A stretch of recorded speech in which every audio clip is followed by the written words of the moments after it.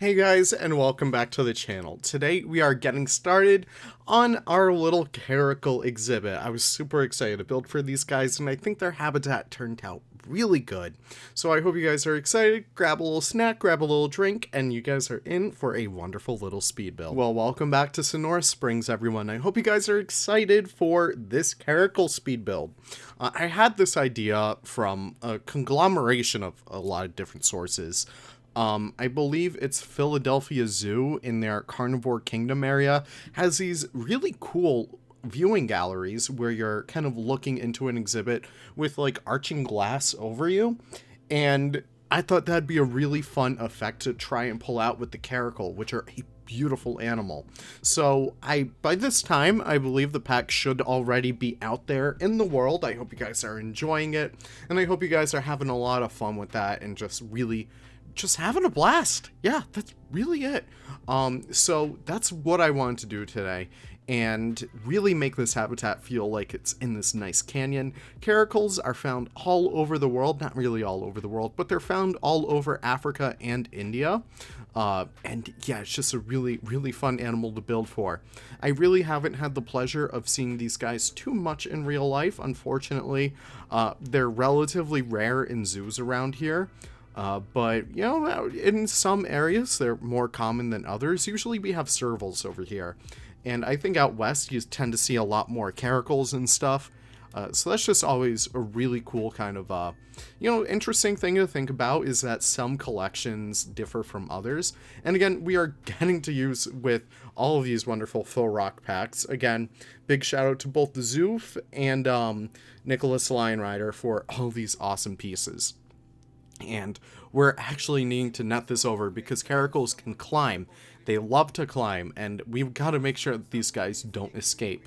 So I'm doing something a little funky over here. Usually I would save this for when the habitat is done, but I thought I would take a stab at actually doing this beforehand. So I am actually building the netting first and kind of building around that. And a lot of the times you'll see in this, it kind of disappears after a little bit, and that's usually, an issue with like Planet Zoo's rendering and stuff. But I really wanted to make sure that we accounted for everything, especially when you're looking down into the habitat from above, which is usually my favorite view of looking at these areas. You should really make sure that your caracals aren't able to escape. And also keeping in mind, we're also doing so much custom curbing in this zoo. It's already driving me insane, but it gives this beautiful effect once all is said and done. And I just really hope you guys appreciate all the work that went into it, because it's so tedious sometimes. In fact, once we get into later episodes, I actually start cutting that stuff out, because it's not that entertaining to look at. You guys can already tell I'm kind of getting bored talking about it. But we should probably talk more about the Caracal exhibit. I really wanted it to be super rocky, really wanted it to have all these different elevation changes. I forgot who actually made that cow skull, but it is on the workshop. If you just look up skull, I gotta find their name and put them in our little blueprint garden because it's a really awesome piece. But that's really what I wanted to have in this exhibit because, I don't know, I just always feel like adding that level of detail in there is always super fun, especially when keepers would put enrichment in there, such as like, maybe some perfume. I know a lot of keepers who actually put perfume in exhibits because cats tend to love that stuff, or even treats like meat or something like that, maybe mice, who knows. But that's something I really want to do once I actually do get the chance to. But you can see I'm actually working on an infrastructure first of all, and it was really fun doing this because I don't really get the chance to do this all too much. The animals I built for typically can't really climb out of areas unless if, I do like, a hot wire or something, which I will be doing for the striped hyena habitat in a little bit. But I really want to have this be completely covered. And I thought we really managed it pretty well. So you could see I'm using the twilight beams throughout here because they're the best wood set that we've ever gotten in the game. I really do love the texture on it. It's super nice. It's super dilapidated, which is usually something that I love to see in zoos like this. It just gives this really beautiful effect.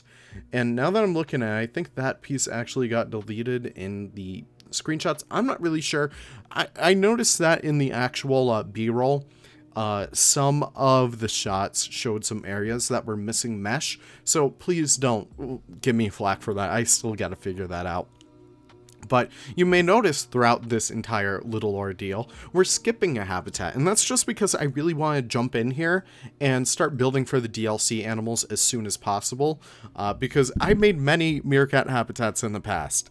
I feel like that wouldn't really fly good on the channel as episode 2. Here's the animal that we've been seeing for the past 6 updates. Is that right? Oh my god, that's been so long. But no, I really wanted to save that for later down the line. Maybe once I feel established enough where, you know, views are consistent, I'll get back to meerkats. I just don't see them doing too good on their own. But still, you can see we're getting to work on the foliage in here. Completely distracted myself from the YouTube game.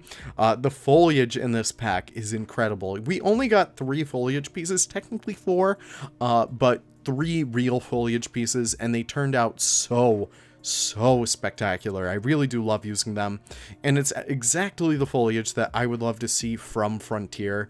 It's just this very nice, useful foliage that's not too hyper themed, not too hyper specific for areas. It's just perfect. I'm also utilizing the Impingo trees from the, I think that was Conservation Pack. I could be wrong, but these trees are just incredible. Like, they're just perfect for shade. They're perfect for, you know, setting horizons and stuff like that. They're just really awesome pieces. And what I'm also doing throughout here is adding a little bit of a trim to the habitat when it comes to, like, all these beautiful wood pieces, just making sure that the actual netting structure is coherent, that it's, like, actually structurally sound. So I'm doing that all on the edge of the actual faux rockwork, and it looks super good in the end because it just feels like it's supposed to be there, and that's always the important part that I see whenever it does come for building enclosures like this that are specifically netted over to make sure that animals aren't able to escape or anything like that. I just think it looks super awesome in the end. And also pushing the pieces back or aligning them to really whatever sound structure is right next to them is a perfect way to kind of ensure that, you know, things are staying nice and consistent throughout the entire zoo. So I take all of that and I recolor it all the way to one color because it looks good that way. And I also add a scratching post in here utilizing free build as a really fun way to add structural support. I thought, why just add a support structure when we can make it interactive for the animal? So that's exactly what I thought would kind of happen. Of course, it's not really utilizable or usable really for the cat because they can't really perform the animations on it, but it looks super good, and that's all I really care about in this zoo. So we also add the rest of the foliage, especially on the outside of the habitat, sinking that in there, the kind of planning for the meerkat habitat, because I didn't want to be reminded of it as I make my way throughout the zoo. So that's something I thought was super funny right there. But adding the rest of the custom curbing as well as lion signs, again, really super useful. It's called the Modular Sign Pack. Again, these are on the workshop. I really do suggest you guys look them up and then use them for all of your zoo projects because, hey, listen, it's the #1 way to make your zoos look good. I also love the bright green color that we settled on. I really wasn't a fan of it at first, but you know what? At the end of the day, I was super happy with it because of how well it juxtaposes itself against everything else. And also making our climbing structure in here as well, using our base game climbing pieces, which, please, Frontier, if you're listening, I would love more climbing pieces. Just more different types of wood in the same shape. Like, literally, all you need to do is slap a new texture on it, and I am happy as a clam. So I also add that prey sack over there, too, just as a way to give these guys a little bit more enrichment. I also felt like we were missing an Africa sign over here, even though I did mention before that they are found all over the Middle East, and they are found over India. I just wanted to include some information about Africa specifically, because right across the way, we do have a habitat for, I believe it should be like a giant desert hairy no, that's North America, scarab beetle.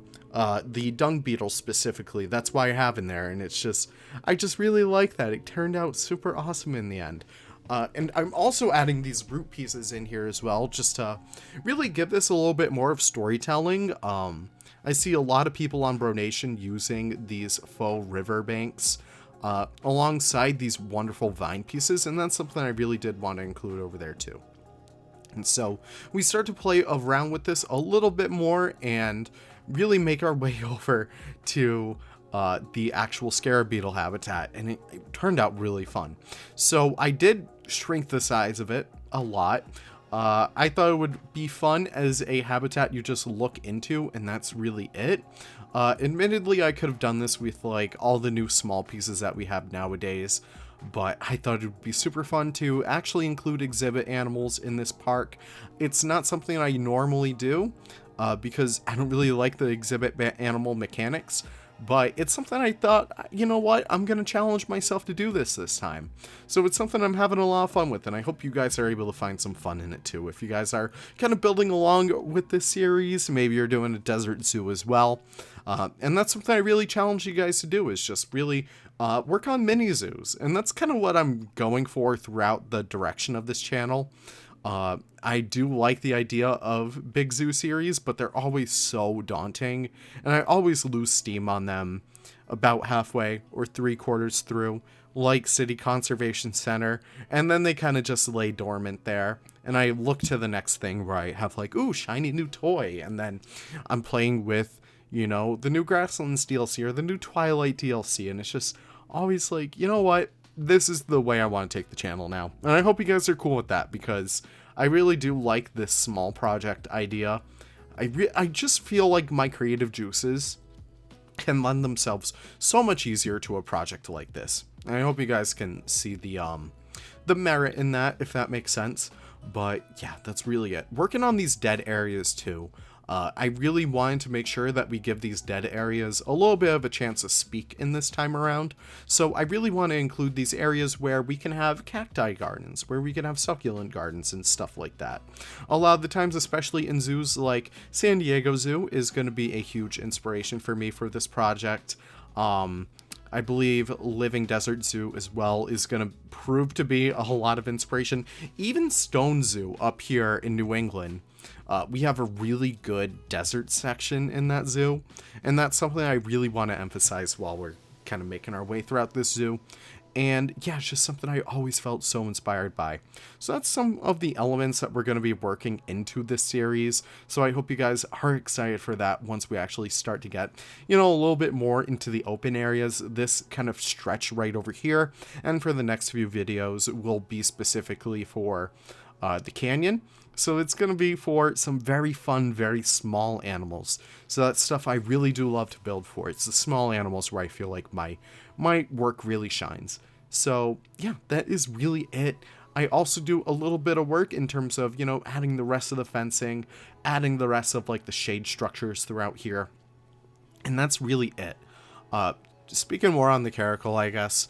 I'm really excited to see what you all have to say about it, what you all have to say about the morph in particular. I made sure to adopt one morph in here just because I thought the melanistic looked super cool, and there was no way I wasn't going to use it, so that's one of the animals I did want to include in here, was the melanistic Caracal, because it's a really beautiful morph, and oh no, I just hope you guys really enjoy me kind of sneaking our morphs into here. It's going to be super fun once we actually do get to, I don't think I'm going to do wildebeest in here, but I will definitely have the emu morphs. The striped hyena didn't have any. But yeah, I hope you guys are excited for all that stuff nonetheless. So adding the rest of those in, doing our final touches, and you could see we are finally in here in the cinematics. I do want to thank you guys for stopping by, and I do notice that, hey, if you look up there in the title, it says giveaway. The giveaway in this case will be Floppa, Floppa. Just type that on in the comments, and then my handy dandy little bot will be able to check that in about a week's time, and then I'll comment on the winner's post, and then you guys can kind of contact me through Discord. Anyways, name our charcoal peacock. Oh my god, no, name our charcoal Caracal. Also, just give them a name, whatever you guys feel like. I'll pick the best one, and yeah, enjoy the rest of the cinematics. I hope you guys have the most wonderful of wonderful days. Goodbye now.